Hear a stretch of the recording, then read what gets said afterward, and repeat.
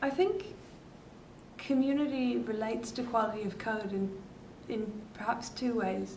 The first is that many eyes make any bug shallow.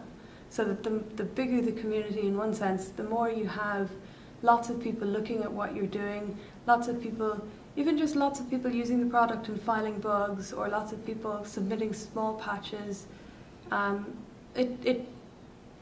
There's no question about it, it improves the quality of the software. And it improves the quality of the documentation.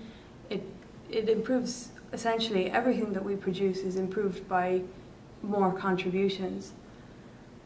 I think in terms of the foundation as a whole, having built strong communities and functional communities, which is, you know, a difficult thing sometimes,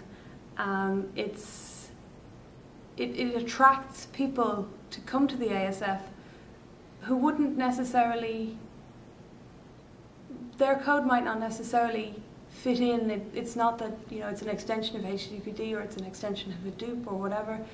There's no technical reason that their project would or would not belong at the ASF, but they will come to the ASF because we're known for our communities and because our communities are built in such a way that they are a net positive.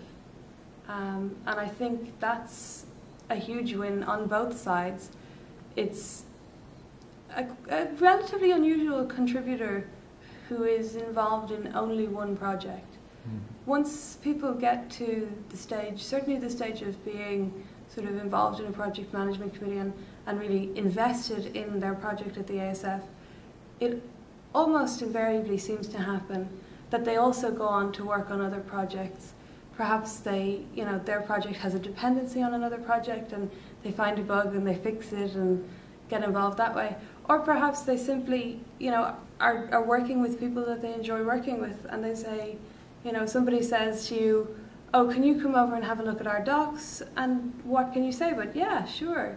You know, these are now your friends, and, you know, it's easy to help out your friends rather than perhaps trying to jump into a different, unrelated open source project.